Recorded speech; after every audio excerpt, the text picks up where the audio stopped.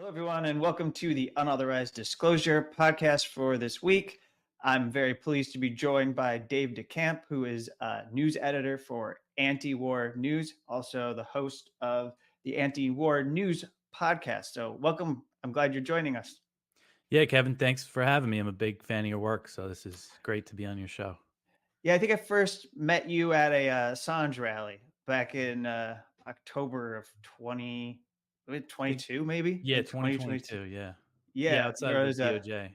big demonstration, and a lot's unfolded with that case, and maybe I'll come back to it since it's my issue that I'm always covering. But you're here because your organization, Anti-War News, at least one, maybe more colleagues of yours ended up on this list that was put together by an outfit that is from Ukraine.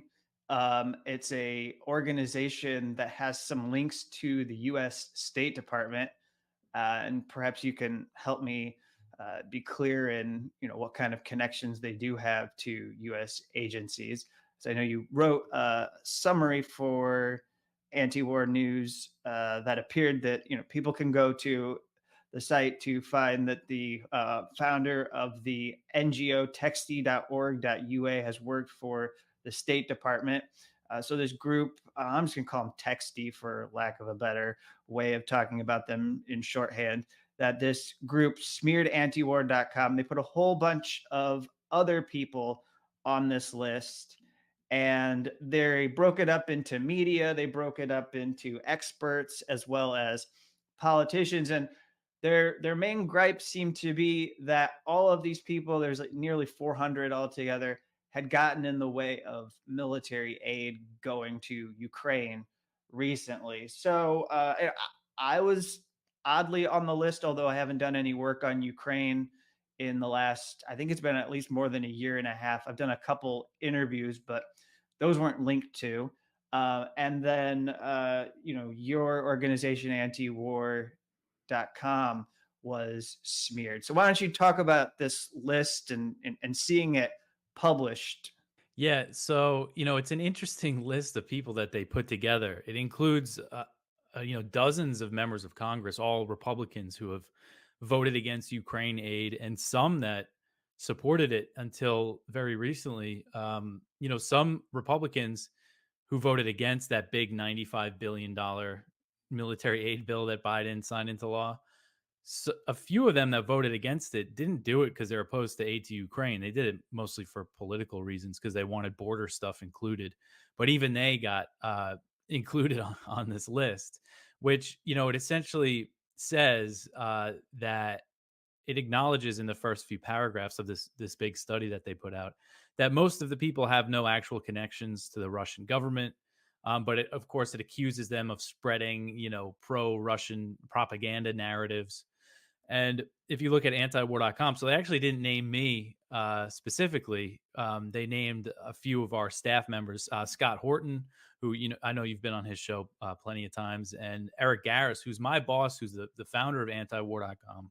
And he himself doesn't really do much writing these days. And then Kyle Anzalone, who he helps us. He's our opinion editor. I'm more on the editing side, but he does write some news stories for us as well. So they were all named. They left me out, but as an example of our anti-Ukrainian statements, they put in a link to like our Ukraine news section, which is mostly my writing.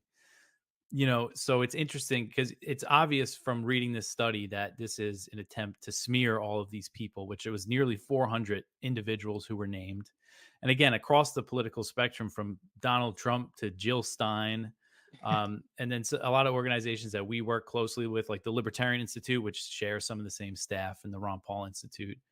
Um, and yeah, I was curious. It was interesting to see your name on there. And there were some people like they named Rick Rosoff, who used to write for us, but I don't think he's written anything for us in a few years. So it's kind of maybe a little shoddily put together.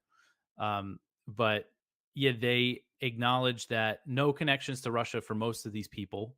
But it's all, oh, we're spreading, we're anti-Ukrainian. And if you read the study, they say something really kind of strange in the beginning is that they point out to Lindsey Graham and Tom Cotton, who are two of the most hawkish senators in Congress. They say, oh, they've been staunch Ukraine supporters, but in February 2024, they voted against Ukraine aid. Well, at that time, they voted against this bill because it didn't include, it was specifically this border deal that the Republicans didn't like, and it had nothing to do with Yeah. Ukraine. I mean, the fact that they could think Lindsey Graham and Tom Cotton opposed aid to Ukraine at one time just shows that they don't really know what they're talking about. Um, and then you mentioned the State Department connections. One of the founders of this group, Texty, which it is, when you see it written out, it is like the whole URL, but I guess the name is Texty. One of the founders has worked for the State Department, part of a program called DeCamp, which trains foreign journalists, NGOs, and political activists, and he was one of their trainers.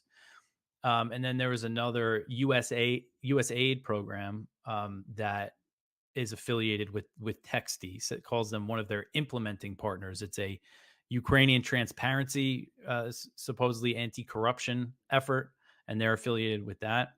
So yeah, it's just strange to see that connection. It's not really a surprise because we know all of the money that's been going to Ukraine, all sorts of money for funding different things. So it's not clear if this group is directly funded by the U.S., but at least one of their founders did directly work for the State Department at one time. I'll put up this chart that they put together, which it might be hard for people to see, but the bubbles that are here, draw these connections and then implicate groups that are honestly just covering foreign policy issues. And then, we have Charles Koch and Dan Caldwell in bold letters for funding these organizations.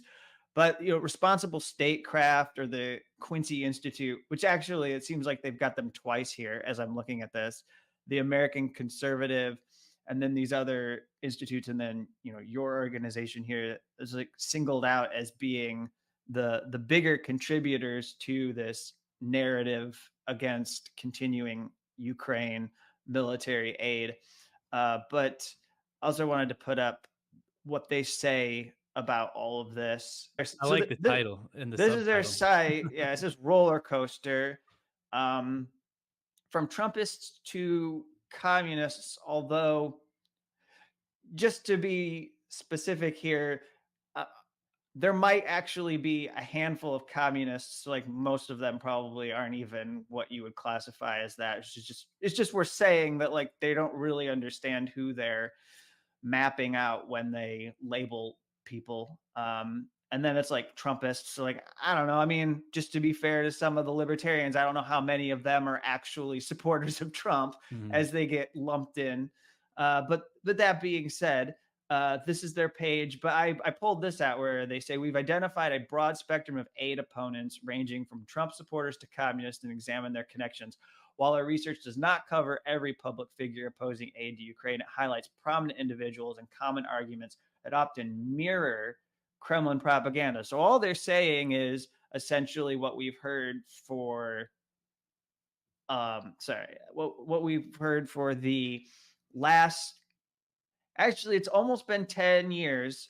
If you go back to when Hillary Clinton was first running against candidate Donald Trump, that there was this constant discussion about how narratives from Russia were being pumped into the electoral debates, and about how narratives from Russia were being pumped into the electoral debates. And that's all I'm here. When I read this, that's all I'm getting is that they have these groups that have U.S. links have just mapped out certain policy arguments as they could only possibly be coming from Russia. And in fact, I want you to be able to respond, but I'm based in and around Chicago, and the local newspaper here just did a thing on the Democratic National Convention that's going to be in Chicago.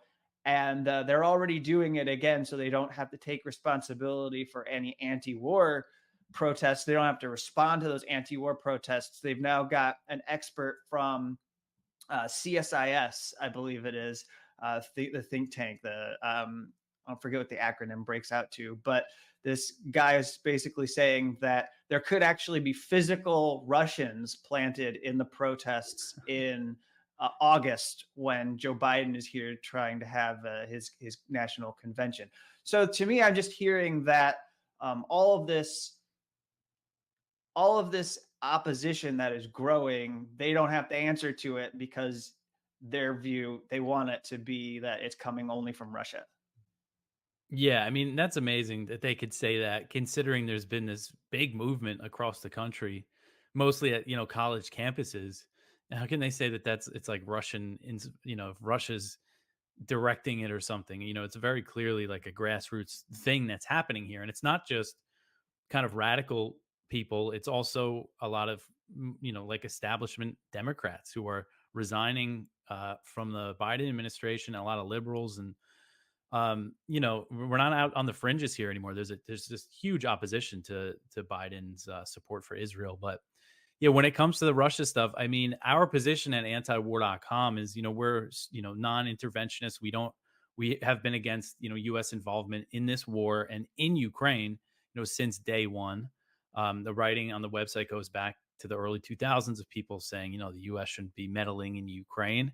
And that's been our consistent position for a few decades now. I've only been working for the site since 2019, but that's been the consistent position. All of a sudden, we become Russian propagandists when Russia invades. Of course, that smear was kind of going back to the 2016, 2017 era, but that's really all they have. And it's interesting. Another example that they listed as our anti-Ukrainian statements, they linked to an opinion piece that Kyle Anzalone wrote. I forget the exact title, but it was something like the US's official policy is, fighting to the last Ukrainian. And it was about how we've seen senators come out and say that, in their argument to continue funding the war in Ukraine, the proxy war in Ukraine, come out and say, "Oh, Americans aren't doing the fighting and dying, and look at all these Russians are being killed." I mean, the implication there is, "Oh, it's only Ukrainians who are doing the fighting and dying." So we're the anti-Ukrainian ones for pointing that out. And I mean, it goes to show, people like Lindsey Graham, who essentially has said, that they're willing to fight to the last Ukrainian if we keep giving them the money and the weapons. Just been out in the open about this, and they're the pro-Ukrainian ones. We're the anti-Ukrainian ones because we don't want to see more Ukrainians fight and die. And it, Thomas Massey, the Kentucky Republican, he said something really interesting in this big interview he did with Tucker Carlson about Ukraine. He said he's been in classified briefings where they talk about the Russian casualties, and that he's asked about, do you know about the Ukrainian casualties? And these are briefings with like the Secretary of Defense, Jake Sullivan. I mean, as high level as it gets. And they said that they don't know. I mean, like that they don't even have a guess for him. So how, it goes to show, this has kind of been my point from the beginning, is that they don't care about Ukrainian lives. Like, nobody running this thing cares about Ukrainians. This is, clearly a proxy war. It's about Russia. And for that position, we get smeared as pro-Russian. We get smeared as Kremlin propagandists or whatever. But again, it's just been our consistent position. And we've been vindicated. I mean, we got so much heat for covering, there was a lot of evidence that it looked like Boris Johnson went over to Ukraine in April 2022 and told Zelensky, they were in negotiation with Russia at the time. And he told them, keep fighting, we're going to fund this war essentially. And there was a lot of evidence that it looked like a real deal was on the table. And then this past fall, a Ukrainian official who was the lead negotiator in those negotiations basically came out and confirmed the whole thing and said, yeah, a deal was on the table. All Russia really wanted was Ukrainian neutrality, and he said there were several reasons for why they didn't agree. One, saying that they can't trust Russia. Okay, fair enough. But the other, Boris Johnson going over there and telling us to keep fighting. Would they have been much more likely to make a deal if they didn't have the US and NATO, whispering in their ear and saying, keep fighting, we're going to give you everything you need? Of course, they would be more likely to make a deal. So for that stuff, we get smeared as being, repeating Russian propaganda. I'll just put up how they list people so that those who are listening and following the show can see that it's a little hard to read, but basically they've got this like dossier type thing where they link to I'm showing antiwar.com. They link to the Twitter account. They link to they then claim connections. So they tried to show that you're part of like a web of nefarious associations, although I don't think any of these people are bad people. And then they have what they call statements. Those are just news articles that have been written, and then there's a description, and it's not really clear where they got they made up this description. What's I want to share that my description, this description that they used for me, they just went to my Wikipedia page and lifted it Mhm. and That's what ours copied looks like. copied and pasted. Looks Okay, like too. okay, so I think that most of the descriptions then probably came from Wikipedia pages that Mm. are the, and obviously, um, I've done stuff where I've discussed Wikipedia pages and how they're filled with wickedly awful biased material that people don't really deserve to have attached to their names or their organizations. So I just throw that out there, that some of the stuff, whether it's from Wikipedia or not, it's not exactly neutral in some of these slides or these dossiers that they put together. And then before we move on to the issue, I wanted to get into the issue of where things are going with Ukraine, what they don't want us to talk about, what this organization doesn't want us to talk about. But it is worth just noting before I move fully from here that some of the other people who are listed and have been guests on this show, like Max Blumenthal. I haven't had Katrina vanden Heuvel on this show, but the Nation was listed as somehow like being part of this. Scott Horton, Norman Solomon has been on this show. This person hasn't been on the show, but Seymour Hersh, just because he did the Nord Stream pipeline thing. Katie Halper, Eugene Purrier, over at Breakthrough News. Of course, my colleague and co-host Rania Kalik has done work with him. Branko Marcetic at Jacobin has been on this show. And then, of course, like Noam Chomsky, who we've had a lot of conversation over the last week because his health is deteriorating. He's 95 years old. I mean, he's in this database as somehow fueling Russian narrative. So I just thought I'd throw those names out there. Okay, so and also at the same time that this list came out, I think like I wonder what your opinion is. Like, is there a timing? Like, is this list coming out now because of something that is changing or momentum building in Ukraine? Because it's not lost on me that also at the same time, because part of this list was really zeroing in on the gray zone. And also at the same time, the Washington Post ran, like days before, ran an article that singled out people at the gray zone media outlet for being like paid by Russia and or also being paid by Iranian news outlet, but like they were singling out the fact that one of their people had worked for Press TV. But in fact, they ended up having to offer an amendment to their article, and they didn't really unearth any like operation where their Ukraine coverage was coming from Russian intelligence or coming from people in Russia who are paying them to cover Ukraine a certain way. So Washington Post is doing this. State Department-linked group is trying to unearth people who are opponents of the war in Ukraine. Is there something that they're trying to prevent from unfolding? Like they really need to discredit everybody who Mm. opposes this right now. Yeah, I think so. There's a lot going on in Ukraine when it comes to like really dangerous escalations from NATO. But I think the timing, might have something to do with the fact that the war in Ukraine, there's no chance that Ukraine can beat Russia on the battlefield. I mean, especially under what Zelensky defines as victory, which is pushing them out and even taking over Crimea, which is just completely unrealistic. And it does seem like there's war fatigue inside Ukraine. And right now, I think what the US is thinking, they do have long term plans. Like they really want this to be a very long term thing. But realistically, is the US going to continue funding this proxy war past the November election? Because that's what I think the Biden administration, they're thinking right now with passing that $61 billion, getting that new aid is okay, we got to get this through the election because this is Biden's war. If he gives up on it now, it could hurt his chances. And this isn't like a secret. This is when the White House first requested the $60 billion for Ukraine. That's what all the reports said, that they wanted to get through, another year's worth of aid to get through the election. So I think there is a chance, depending on who's elected, and which it seems most likely to be Trump. Trump did also back the Speaker of the House, Mike Johnson, as he advanced the Ukraine aid. So, it's not a sure thing that he's going to change things too much. But I think in general, there's going to be kind of a reevaluation of this whole thing.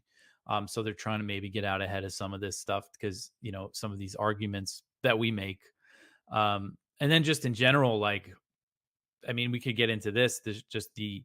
Biden just gave Ukraine the green light to strike Russian territory with U.S. missiles. I mean, this Yeah, is yeah. something unimaginable. Like a few years ago, we couldn't imagine that things would get to this point, but here we are. And it's just, they're doing this for this war that, again, there's just no chance of them winning. It's just risking, provoking World War III, and that's not hyperbole because it's Russia we're talking about here, you know. So let me play this clip from a State Department briefing. And this is with a spokesperson who has gained a lot of notoriety, in my opinion, not positive notoriety, has taken on a kind of notorious reputation for repeatedly defending Israel's assault on Gaza and denying that a genocide is unfolding against Palestinians. And this is Matthew Miller, who, in this clip is talking about Ukraine and fielding a question about what you just said, that like now they have been authorized to strike in Russia and with U.S. weapons. So I'm going to play this. So last week it was pretty widely reported that Biden gave the green light to Ukraine to use U.S. weapons on Russian territory. Is that true? With respect to targeting military targets just over the border outside Kharkiv. Okay. So across the Ukrainian border into Russia outside Kharkiv. And how far does that stretch into Russia? I'm not going to get into exact details from this podium. We've communicated them directly to the Ukrainian government, but it was to allow the Ukrainians to defend themselves from a changing battlefield where Russia has rolled military equipment right up to the Russian border and used that equipment to shell civilians in Kharkiv. And the Ukrainians, in our assessment, needed the ability to be able to respond to that in a way that was appropriate. And so we've granted them the authority to target military targets just over the Russian border in that area. Are you concerned about potential escalatory risks? I would say it is Vladimir Putin that has continually escalated this conflict over and over again, including by these latest actions. And we think this is an appropriate response. Right. So, well, your response, you don't find escalatory? We do not. We will continue to take appropriate actions to respond to what the President Putin has done to allow Ukraine to defend itself. But again, it's Russia that's the aggressor here. It's Russia that is rolling its military equipment right up to the border and using it to shell civilian targets, and we think it's appropriate that Ukraine be able to defend itself. I'll let you respond to the State Department here. Well, yeah, I mean that's always how they frame it. That it's Putin who escalated, so what do we have to worry about? And we saw this from Jens Stoltenberg, the head of NATO. He said something very similar. And Macron has said this recently, like this idea, we shouldn't, cower to Russian threats, and they also downplay, this idea of Russia escalating. They kind of pretend like this hasn't happened. And we've actually seen direct escalations in Russia's war in Ukraine in response to attacks on Russian territory. It's actually something that's happened quite a bit. One thing that Russia didn't start doing until October 2022, so a few months into the war, that's when they started doing kind of the large scale missile strikes on Ukrainian energy infrastructure, which is what the U.S. did right away when it invaded Iraq. But they did that in response to the bombing of the Kerch Bridge, which connects Crimea to the Russian mainland. And there's other examples, including this offensive in Kharkiv, which Russia launched a few weeks ago, which the U.S. is saying that this is a response to that offensive. So they're saying, they could hit targets in Belgorod, which is where Russia launched the offensive from. And Putin said that that offensive was a response to the Ukrainian attacks in Belgorod, which there has been a lot throughout the whole war. It hasn't gotten much attention, and things really escalated recently. And a lot of them are just attacks on civilian areas, residential areas. They kind of just fly drones in and hit whatever they can hit, or they shell artillery shelling across the border. So we have seen Russia again escalate directly. Ukraine started hitting oil refineries in Russia.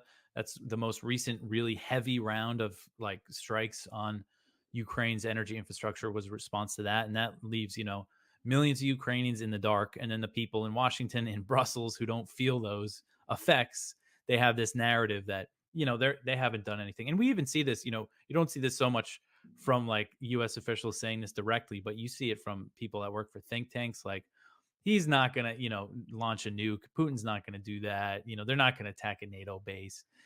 And it's kind of this narrative that doesn't make much sense, that Putin is this madman hell bent on conquering Eastern Europe. If he doesn't, if we don't stop him in Ukraine, he's going to keep going. But also that, we don't have to take his, warnings about nuclear weapons seriously. Russia, they're conducting more. Again, they just launched military exercises simulating the use of strategic nuclear weapons. And they did that in direct response. Again, they said this is why they did it in response to the rhetoric coming from Western officials about sending troops, about using these missiles on Russian territory. And it's just like, they pretend like these things aren't happening. And I think it is a misunderstanding, like Matt Miller doesn't understand probably that Russia escalated in response to this stuff. But I think a lot of people don't realize that we have seen direct, big escalations of this war in response to, attacks on Russian territory. So I'll say that the piece of Russian narrative promoting propaganda that the Texty group singled out, which I wrote almost, it's been like 2 years now.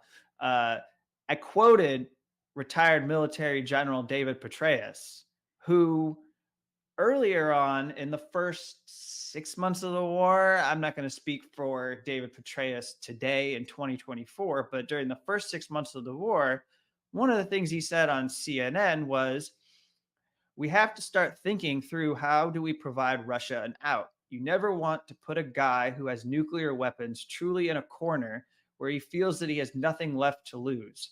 So as the weight of the world is coming down on Putin, on his economy, on his financial institutions, and the forces in the field, he went on to say we need to think about how he gets out of this, but not capitulate to demands that he has placed on Ukraine or on NATO and the European Union.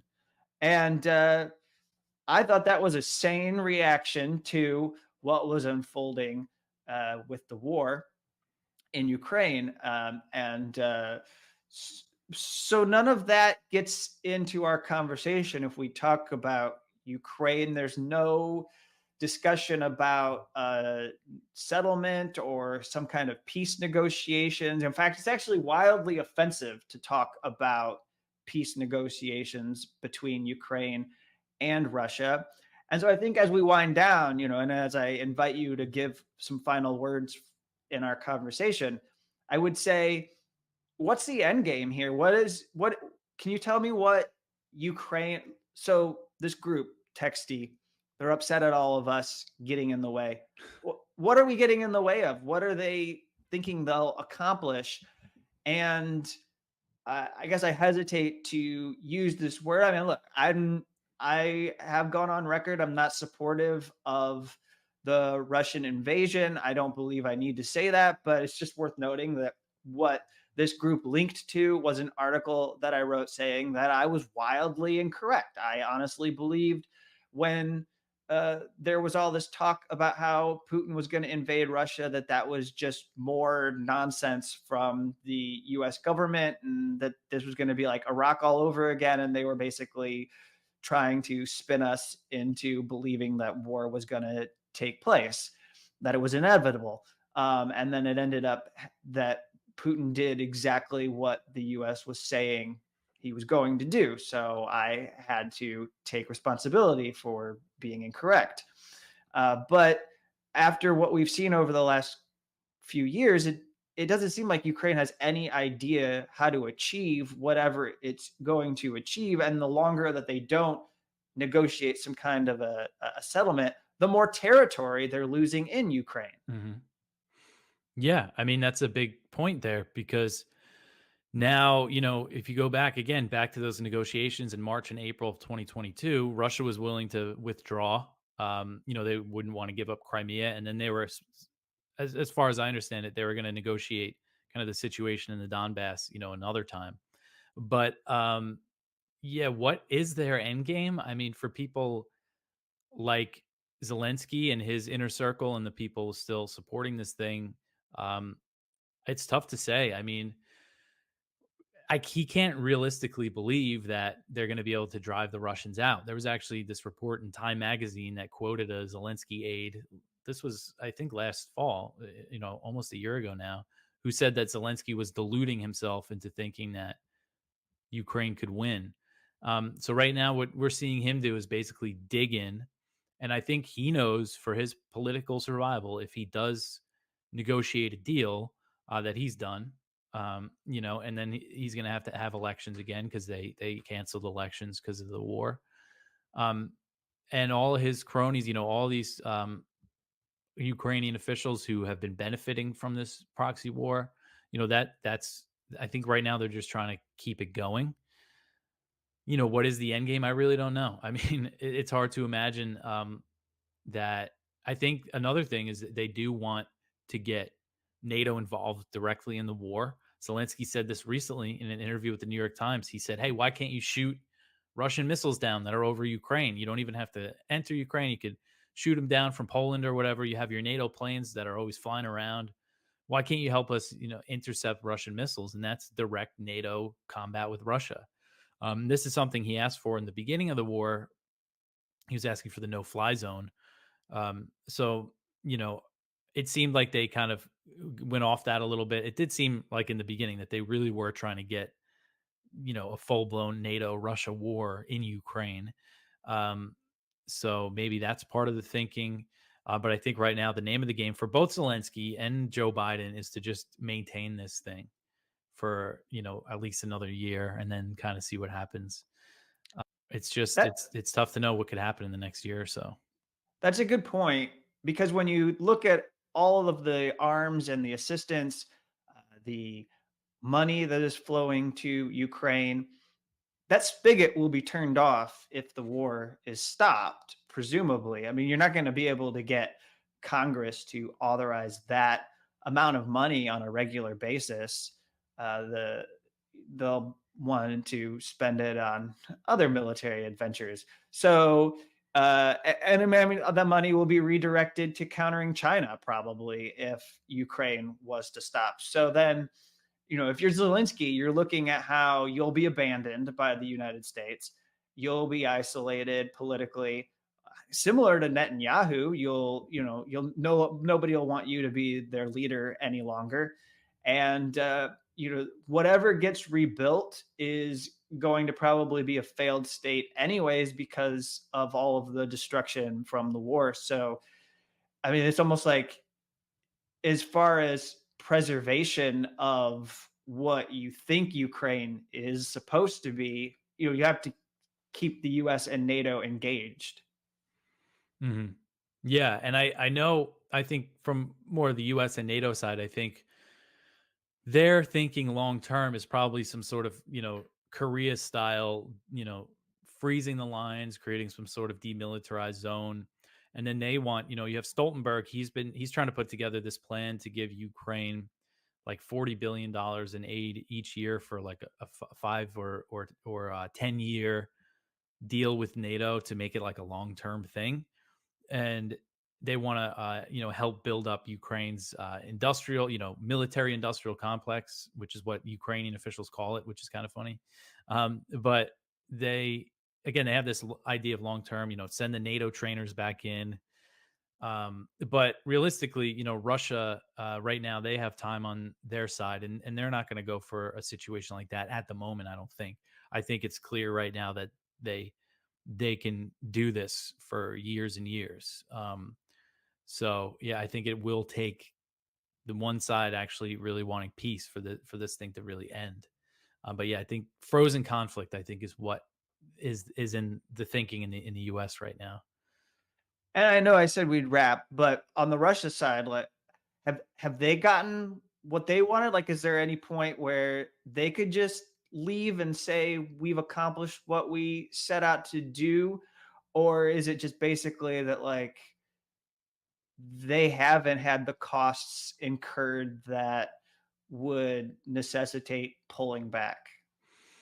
Yeah, I mean, I think, the big thing again, like the Ukraine's alignment with NATO, the threat of NATO missiles being in Ukraine, was a big part of the invasion. And now Ukraine is armed with all these NATO weapons, and NATO, you know, that's a big part of their whole Mhm. reason for invading. So I think that they wouldn't settle for a situation like that again any time in the next few years, maybe further down the line, because they've already shown that their industrial capacity, they're producing enough weapons, and they got enough people, so they can keep it going for now. So I wouldn't see that. I wouldn't see that happening anytime soon. Maybe again if this thing really drags out. But question is, if how long can Ukraine really last? Um, and right now, I think Russia is just focusing on, taking more territory in the Donbass and everything, and that this, stretching Ukraine's defensive lines, because there's a chance that they could just collapse outright. So it's just going to keep going, unfortunately, for a little while. All right, Dave, thanks for joining the show. And I just want to say that Antiwar News is an excellent source for coverage of U.S. involved wars and the kinds of interventions or adventurism that many people who listen or watch this show are probably opposed to. Why don't you take a moment and you can go ahead and tell people if or where they can go if they want to support Antiwar News. Yeah, so go to antiwar.com. That's where most of my writing is. And we update the page every day, just about 5 days a week, with news and opinion pieces, and we link to all sorts of stuff from around the web. And I also do a daily podcast and YouTube show where I go over basically the news that I write that day. It's called Anti-War News with Dave DeCamp is the name on YouTube, also on Rumble and Odyssey if you prefer to watch there. And also most people listen to the audio podcast. It's a good show to just like throw on in your car on the way to work or something. Um, and you can follow me on Twitter or X at DeCamp Dave. You can follow antiwar.com there and on Instagram and stuff. So that's where you can find all our stuff. All right. Thank you, Dave. It was good to talk to you. Thanks, Kevin.